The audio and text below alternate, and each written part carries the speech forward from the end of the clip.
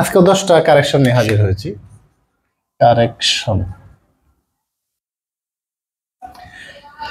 প্রথমে লেখা আছে হি হ্যাজ লার্নড দ্য অ্যালফাবেটস। আমি যত জায়গায় জিজ্ঞেস করছি অনেকে বলেন তো অ্যালফাবেট কয়টা, সবাই বলে 26টা। আবার একটু ডিপলি জিজ্ঞেস করি, আবার কেউ কেউ বলে না 21টা। অ্যালফাবেট মূলত কয়টা? অ্যালফাবেট অর্থ কি? অ্যালফাবেট অর্থ মানে বর্ণমালা। মালা কয়টা? মালা একটাই হয়, ফুল অনেকগুলো হতে পারে। যেমন লেটারগুলোকে যদি আমরা ফুল ধরি, অ্যালফাবেট হলো বর্ণমালা, তার মানে অ্যালফাবেট হলো একটা। ঠিক তেমনি ভাবে বর্ণমালা কয়টা? একটা। স্বরবর্ণ কয়টা যদি জিজ্ঞেস করে তাহলে আপনি বলবেন 11টা, ব্যঞ্জন বর্ণ 39টা। কিন্তু যদি বলে বর্ণমালা কয়টা, বর্ণমালা তো একটাই। ঠিক তেমনি ভাবে অ্যালফাবেট হলো একটা। আর একটা যেহেতু, এই জন্য একটার সাথে কখনোই এস হবে না, এই জন্য he has learned the alphabet. 2 number আছে he is a man of letter. সে পণ্ডিত ব্যক্তি। ম্যান অফ লেটার মানে কি? পণ্ডিত ব্যক্তি। কিন্তু দুঃখের বিষয় হলো এই শব্দটা প্লোরাল হয়। ম্যান অফ লেটার্স মানে পণ্ডিত ব্যক্তি, সে অনেক কিছু জানে। এটা প্লোরাল হওয়ার কথা না। এই যে লেটার মানে কি? বর্ণ, অনেক কিছু জানে, এই জন্য শব্দটা plural. He is a man of letters, সে পণ্ডিত ব্যক্তি। I don't like vegetable. এই শব্দটা আমরা জানি কি? শাক সবজি দুটো একসাথে, শাক সবজি। এই জন্য আই ডোন্ট লাইক এই শব্দটা কি হয়? প্লোরাল হয়। I don't like vegetables. এবার এটা সঠিক। হি বট ফার্নিচার্স।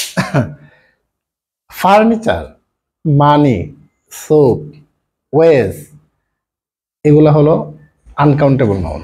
আর আনকাউন্টেবল নাউন প্লোরাল হতে পারে না, তাই এখানে কি হবে? হি বট ফার্নিচার। আই নো হিজ হোয়ারঅ্যাবাউট, মানে আমি তার হদিস, তার অবস্থা, অথবা তার পরিস্থিতি, অথবা তার উদ্দেশ্য আমি জানি। এই শব্দটা হোয়ারঅ্যাবাউট শব্দটা প্লোরাল। এরপরে কি লিখছি? The circumstance is overcome.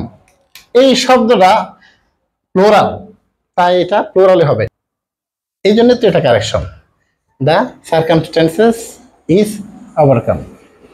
Submit the return. কেমন মনে হয় বাক্যটা? ভুল। এখানে ভুলে এখন ঠিক আছে। এই রিটার্নস মানে হলো বিবরণী। সাবমিট দ্য রিটার্নস মানে বিবরণীগুলা বা বিবরণী জমা দাও। এই যে সাবমিট দ্য রিটার্নস মানে কি? বিবরণী। হি টুক হিজ মিল। এই মিল শব্দটা প্লুরাল হয়। মিল, ফুড, এটার মধ্যে একটা পার্থক্য কি? এটার মধ্যে একটা পার্থক্য হলো, মিল হলো এরকম, আপনি যতটুকু অংশ একসাথে এখন খাবেন সেটা হলো মিল। আর জেনারেলি আমভাবে আমরা বলি ফুড।